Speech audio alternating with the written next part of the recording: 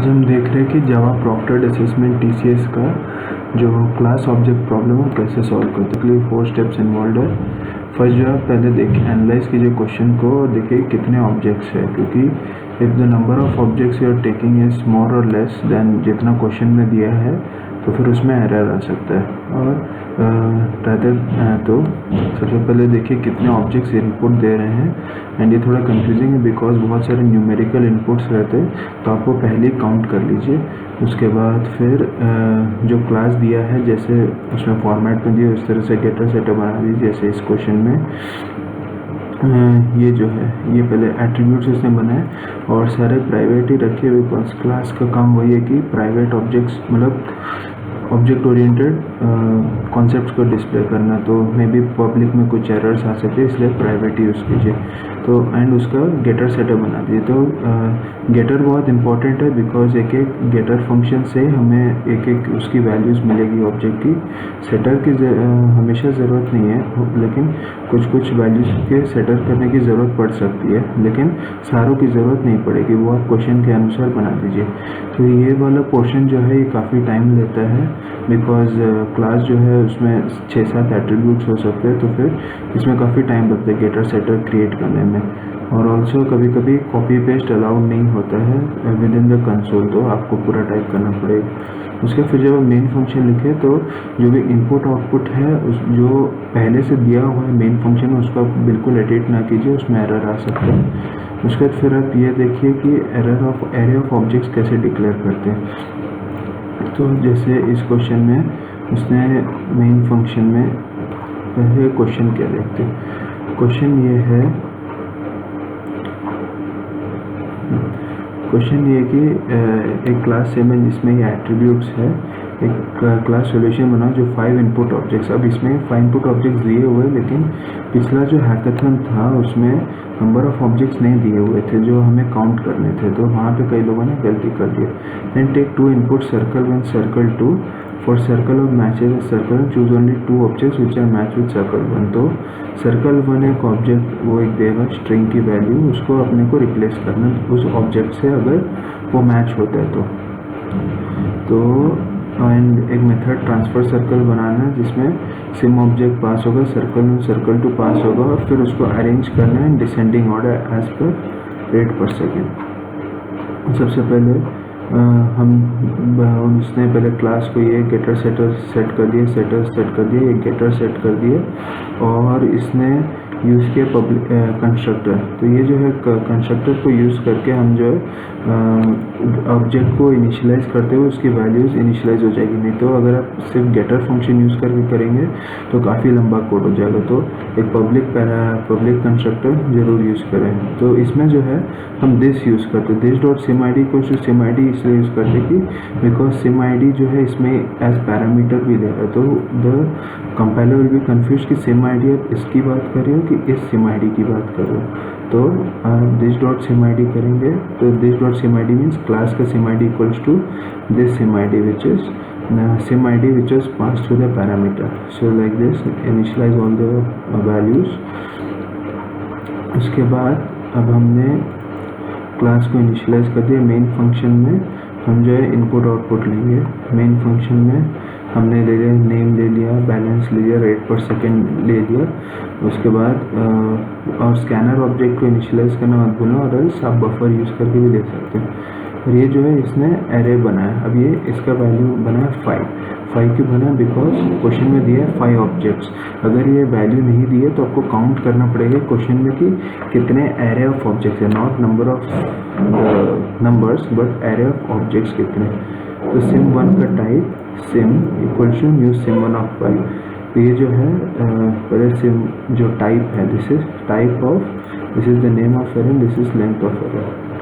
फिर उसके बाद ये लूप में इसलिए ले रहा है कि हमको 5 बार इनपुट लेना है, तो इसने SIM dot length that is 5 तक ले। आप यहाँ 5 से इसको रिप्लेस कर सकते हो। उसके बाद तो इसने ऐसे इनिशिएट किया ऑब्जेक्ट्स, जैसे सिम ऑफ 0 हुआ तो 0 equal to new sim 1 of जो इनपुट दिया है इस लूप में वो इसमें इनिशियलाइज हो जाएगा। तो ऐसे 5 ऑब्जेक्ट्स इनिशियलाइज हो जाएंगे। उसके बाद स्ट्रिंग सर्कल 1 सर्कल 2 क्योंकि दिया हुआ क्वेश्चन में उसको लेना है एंड देन ट्रांसफर सर्कल को कॉल करना, उसमें हमने भेजा sim circle and circle two. Sim क्या है, वो ऑब्जेक्ट जो हम भेज रहे हैं, तो ये हमेशा कॉमन रहता है, जो हम ऑब्जेक्ट्स में ऊपर इनपुट लेते हैं उसी को हम इधर पास ऑन करते हैं। एंड एरेज जो है हमेशा बाय एड्रेस रेफर होते हैं, तो जो एड्रेस उधर होंगे वो इधर चेंजेस होते हैं। उसके बाद हमने रिजल्ट डॉट लेंथ तक इनपुट चला, बिकॉज एक एरे रिटर्न होगा और उस एरे को प्रिंट करना है, तो इसलिए गेटर फंक्शन इधर इसलिए हमने बनाया ताकि यहाँ पे हम नेम को प्रिंट कर सकें। और आपको इसको ऐसा से और ये देखना कि क्या क्या प्रिंट आउटपुट मांग रहा है in the test case, because आप एक्स्ट्रा भी प्रिंट करेंगे या कम प्रिंट करेंगे तो आपको टेस्ट केस पास नहीं होगा। फिर आते हैं ट्रांसफर सर्कल। तो ट्रांसफर सर्कल में हमने सर्कल 1 लिया, सर्कल 2 लिया और एक सिम1 टेम्प बनाया। ये टेम्प इसलिए बनाया कि क्योंकि हमको वैल्यूज़ इंटरचेंज करनी है और फिर हमको डिसेंडिंग ऑर्डर में इसको सॉर्ट भी करना है। तो ये वाला जो क्वेश्चन है सबसे आई थिंक टफ क्वेश्चन था जो अभी तक के पीएच में है, बिकॉज डिसेंडिंग ऑर्डर वाला और किसी में शायद नहीं है। तो हमने j=0 एक वेरिएबल डिक्लेयर किया, लूप चला पूरे एरे तक एंड चेक किया semi.getCircle.equal circle1। ठीक है, तो उस किसी भी ऑब्जेक्ट के सर्कल इज इक्वल टू सर्कल1। सर्कल1 क्या है, जो हमने इधर भेजा है। ठीक है, अगर सर्कल1 के इक्वल है तो फिर j को इंक्रीमेंट कर दो। We are just finding out कि कौन सा ऑब्जेक्ट है जिसमें सर्कल1 है। तो यहाँ पे इक्वल्स यूज़ किया, लेकिन आप इक्वल्स इग्नोर केस यूज़ कीजिए, क्योंकि सपोज़ कभी कभी होता है कि टेस्ट केसेस में हम लोग मतलब कोई दूसरे केस में डाल सकते हैं। जैसे सर्कल1 की वैल्यू है, ये जो है कुछ सेम वैल्यू हो सकती है बट इन कैपिटल लेटर्स, तो फिर ये आपका फॉल्ट ही बताएगा। तो इग्नोर केस वाला आप यूज़ कीजिएगा फंक्शन।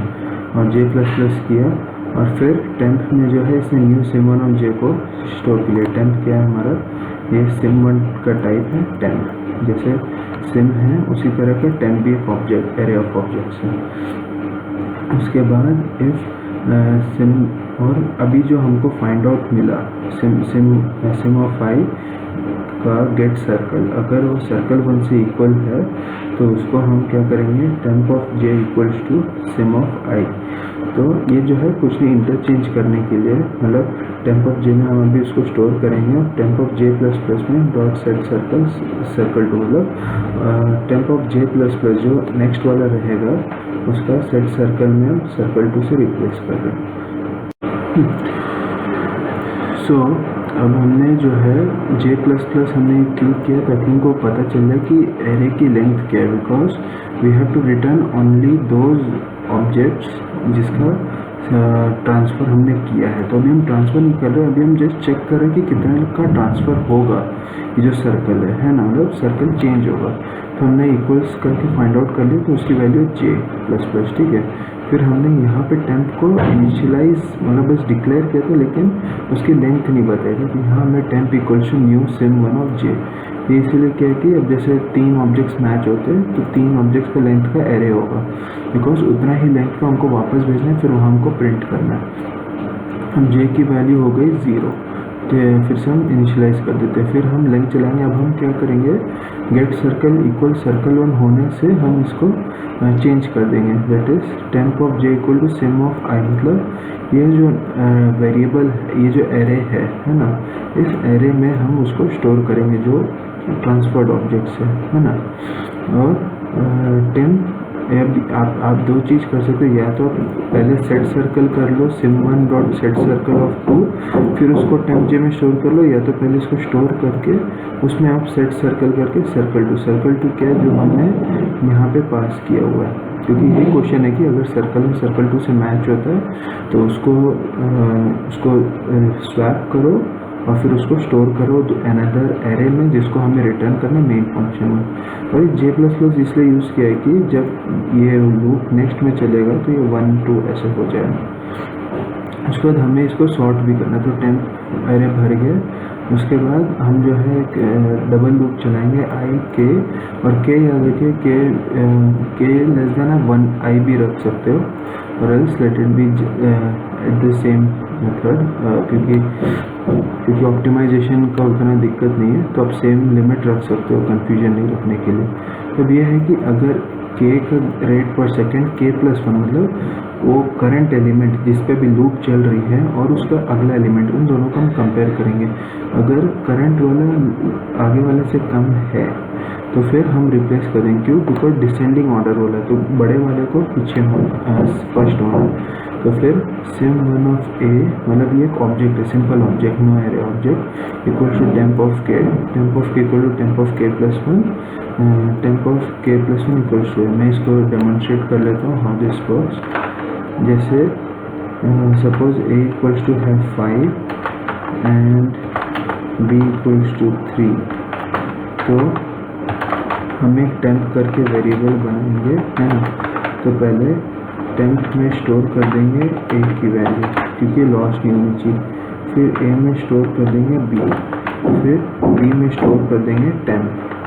तो इससे हम वैल्यू रिप्लेस कर देंगे, बस इसको लूप में चलाना है। तो ये और फिर रिटर्न कर देंगे हम temp, ठीक है। temp क्या है? वो एरे, रिजल्टेंट एरे। फिर यहाँ पे रिजल्टेंट एरे जब आ जाएगा तब हम इसको लूप में चलाएंगे, ठीक है। इसको ये रिसीव कर रहे हैं रिजल्ट। अब रिजल्ट भी बिकॉज यहाँ पे हम रिटर्न कर रहे हैं टेम्प एरे, और टेम्प क्या टाइप का एरे? sim1 टाइप का एरे। तो यहाँ पे जो रिसीव करने वाला that should also be of type sim1। इसमें हम रिसीव करके फिर उसका गेट नेम सब कुछ प्रिंट कर सकते हैं। और ये sc.close में ज़रूरी नहीं है, but it's up to your choice. Thank you.